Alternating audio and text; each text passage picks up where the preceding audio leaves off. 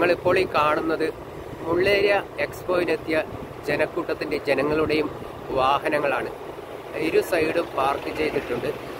ഈ എക്സ്പോയിന് വലിയ രീതിയിലുള്ള ജനപിന്തുണയാണ് ലഭിച്ചുകൊണ്ടിരിക്കുന്നത്. ഇന്നലെ കഴിഞ്ഞ് ഇന്ന് രണ്ടാം ദിവസമാകുമ്പോഴേക്കും വലിയ രീതിയിലുള്ള ജനപിന്തുണ എക്സ്പോയിന് കിട്ടിക്കഴിഞ്ഞു. നൂറുകണക്കിന് വാഹനങ്ങളാണ്, അതുപോലെ കുതിര സവാരിയുമുണ്ട് എക്സ്പോൻ്റെ ഭാഗമായി ഒരുക്കിയിട്ടുണ്ട്. കൂടാതെ നൂറുകണക്കിന് വാഹനങ്ങളാണ് ഈ റോഡ് സൈഡ് പാർക്ക് ചെയ്തിട്ട് ജനങ്ങൾ അകത്തേക്ക് പ്രവേശിക്കുന്നത്. വലിയ രീതിയിലുള്ള ജനപിന്തുണയും സപ്പോർട്ടുമാണ് ഈ എക്സ്പോന് ലഭിച്ചുകൊണ്ടിരിക്കുന്നത്. 100 മീറ്ററിനല്ല, ഒരു 200-300 മീറ്റർ അകലെയായി ഇരു സൈഡും വാഹനങ്ങൾ പാർക്ക് ചെയ്തിട്ടുണ്ട്. പാർക്ക് ചെയ്യാനുള്ള നല്ല സൗകര്യങ്ങളുണ്ട്.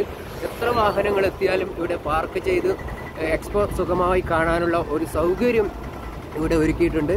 എക്സ്പോൻ്റെ അകത്ത് പോയാൽ നിരവധി സ്റ്റാളുകൾ, ഭക്ഷണ സ്റ്റാളുകൾ, നല്ല രുചികരമായ വെജും നോൺ വെജുമായ ഭക്ഷണ സ്റ്റാളുകളുണ്ട്. അതുപോലെ തന്നെ ഗാനമേള, കലാപരിപാടികൾ, വിവിധതരം കരകൗശല വസ്തുക്കളുടെ സ്റ്റാളുകൾ, അങ്ങനെ നിരവധി സ്റ്റാളുകൾ, കുട്ടികൾക്ക് കളിക്കാനുള്ള. ഇതിപ്പോൾ നമ്മൾ ഇതിൻ്റെ കവാടത്തിലേക്ക് എത്തിക്കഴിഞ്ഞു.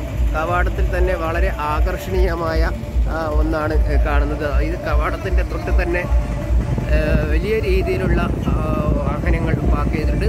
ഈ 3 ദിവസം, ഇനിയും 2 ദിവസങ്ങളിലായി മേള ഉണ്ട്. തീർച്ചയായും ഇത്തരത്തിൽ ഇനിയും ആൾക്കാർ വരുന്ന രീതിയിലാണ് ഇതിൻ്റെ സംഘാടകർ മികച്ച ഒരു പരസ്യത്തിൻ്റെ പബ്ലിസിറ്റി തന്നെ ഒരുക്കിയിട്ടുണ്ട്. എന്നാലും വലിയ രീതിയിലുള്ള ഒരു ജനപിന്തുണ തന്നെയാണ് മുള്ളേരിയയിൽ ആദ്യമായി നടക്കുന്ന ഈ ഫെസ്റ്റിന് ലഭിച്ചുകൊണ്ടിരിക്കുന്നത്.